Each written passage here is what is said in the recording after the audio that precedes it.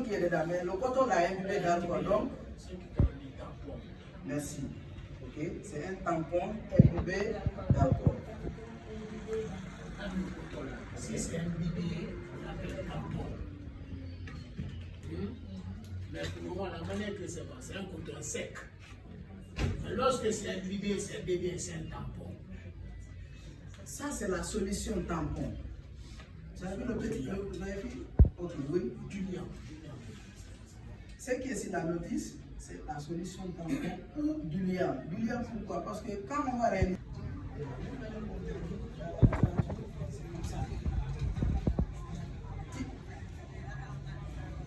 Dès que tu vois ça, oh non, va me chercher un vaccin. Mais oui, passe-moi. On est en train de travailler. Ah, passe-moi la solution tampon. Toi, tu me donnes le bic. Tu me donnes une micro-pipette, tu me donnes une lancette. Donc, tu ne mets pas de ton même t-shirt, tu cherches une autre boîte autour, il y a un plan B. Il y a un plan B qui sera là. Après, donc, ça, maintenant, ça c'est la boîte de gants d'examen. Donc, ça, cette boîte, les paires de gants qui se trouvent dedans, ils ne sont pas stériles. C'est des gants d'examen. Tu as vu l'emballage? Là aussi, tu vérifies la date. Comme je l'ai tantôt dit au départ, la date d'expiration ou la date de péremption. Si la date te dit depuis 2020, on ne devrait plus l'utiliser, tu n'as même pas besoin de l'ouvrir si ce n'est pas obligatoire. Tu ramènes là où tu as acheté que tu jettes. Tu cherches quelque chose qui est en bon état. C'est les deux cas. Soit tu écartes, ça devient micro-pipette. Donc, micro-pipette, donc ce sont des petites pipettes. Vous avez vu? Donc, ils sont comptés. Tout ce qui est là est compté. Le fabricant, selon les normes et les procédures qu'il a mis, donc il a compté, après il a emballé. Tout est listé. Ok? Donc, voilà la composition du kit. Il faut compter. Voilà la composition du kit TDR. Il est composé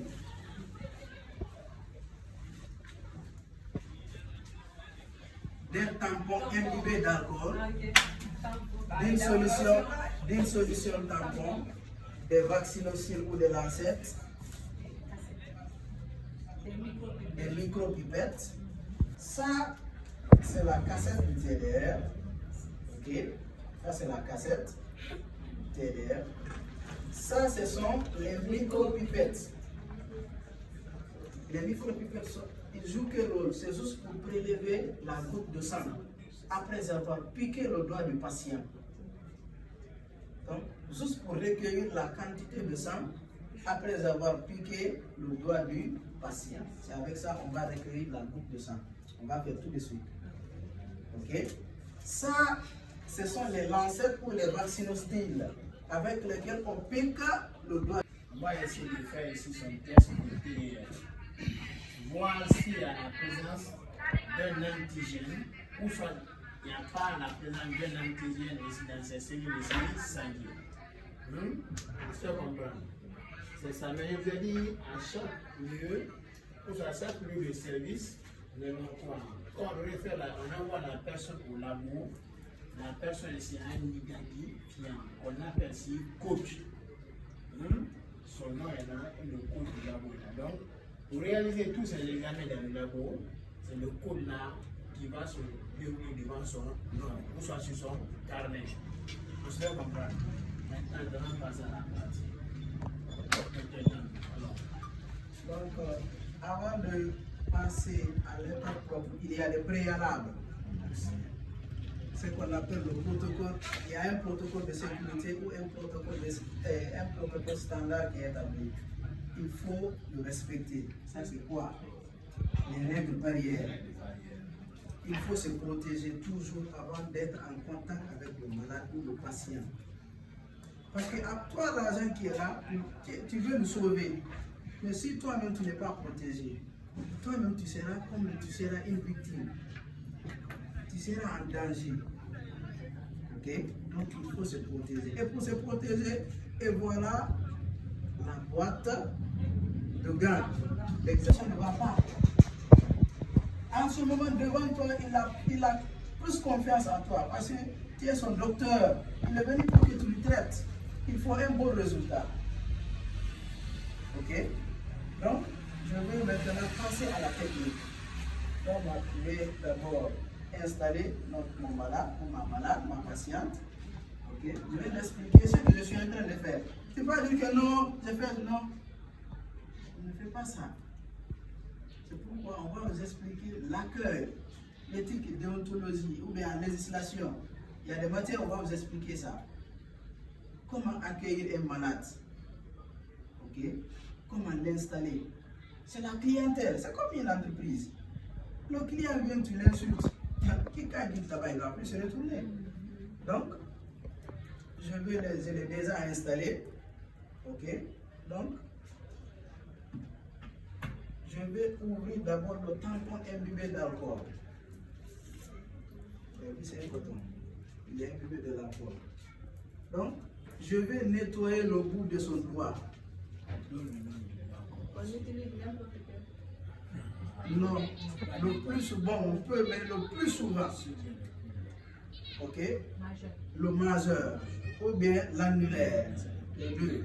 Le plus souvent, c'est les deux qui sont utilisés. Pourquoi? Ok, donc, je nettoie le bout de son doigt.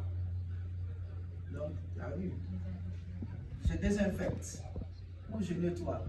Ok, parce que c'est ça, les microbes sont invisibles à l'œil nu. Donc, j'ai fini, je dépose. Donc, c'est déjà cherche. Je prends ma lancette. Ok. Avant d'ouvrir ma lancette, il y a la cassette d'abord que je dois préparer. Et à la manière de déchirer. Donc, vous avez vu? Ça, c'est quoi? Ça, c'est un dessiccateur. C'est ce qui permet de conserver la cassette pour la bandelette. Ça, c'est un dessiccateur. Ok? Ça permet de conserver la cassette pour la bandelette du TDR. Ok? Je prends mon marqueur ou bien mon crayon. Je mets le code. Par exemple, je prends le numéro 1. Et le numéro 1, malade numéro 1. Je mets la date. Aujourd'hui, c'est le 15. 11e mois. Ok? J'écris son nom. Ton nom, c'est comment? Fatouma Kane, je mets F, K, l'initiale de son nom. L'initiale de son nom, Fatouma Kane, FK. Donc, après, l'heure à laquelle j'ai réalisé le test, il est quelle heure? 17h42. Donc, je mets 17h42. Ok? Donc, ça c'est prêt. Ok, maintenant, je prends ma lancette. Je l'ouvre. Ok. Son bout de doigt. Madame, s'il vous plaît, excusez. Vous allez m'excuser. Donc, c'est pour réaliser pour voir si vous avez le palais pour qu'on puisse vous traiter très bien. Ok, ça va aller. Hein? Donc, c'est pour que vraiment vous ayez votre santé. Ok? Donc, excusez-moi. Vous avez vu? En même temps, tu fermes ça. Ok? Tu nettoies la première goutte. Ok? Je prends ma micro-pipette. Pourquoi? Pour recueillir. Vous avez vu le bout qui est là, le trou qui est là, il prend 5 microlitres de sang. C'est la quantité qu'il prend. Donc, je presse.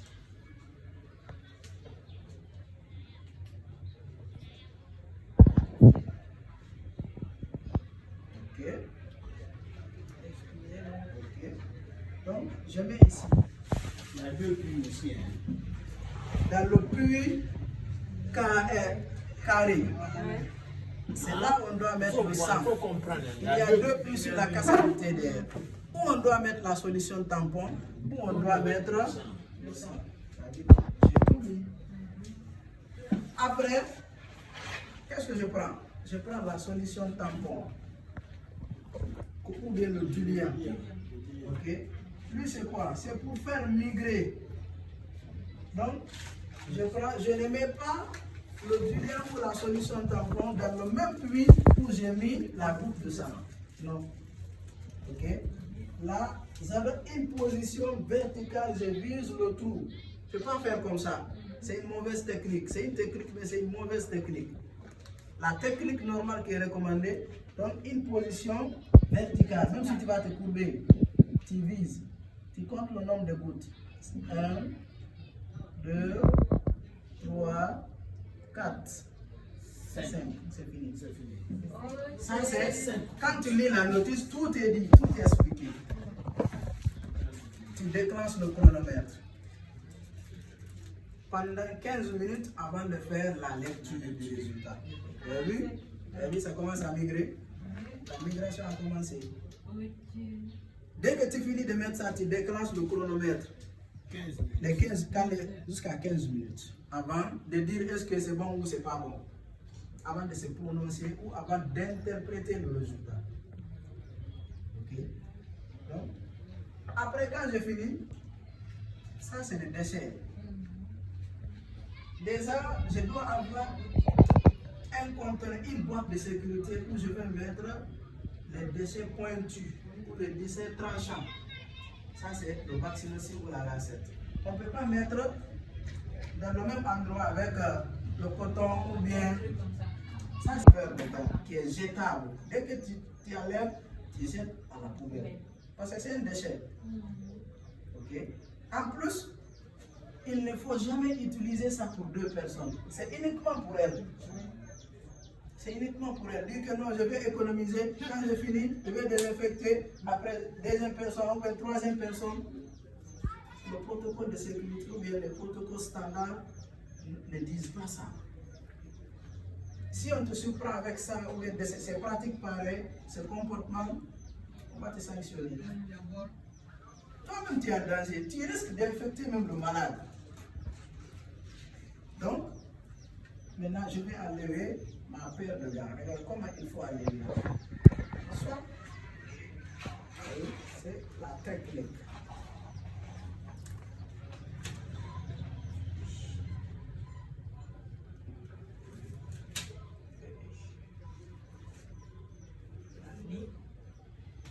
Ça, c'est la première technique, première méthode.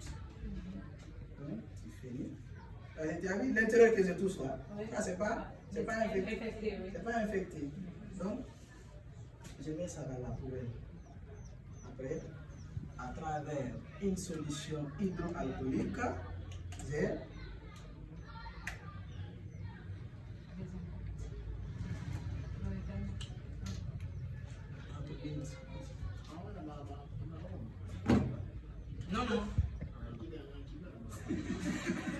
donc, à travers une solution hydroalcoolique, c'est pas parce que regarde, l'intérieur de ma paire de gants n'était pas infecté, c'est dans le but quand j'enlève les gants, je ne vais pas faire l'hygiène de main.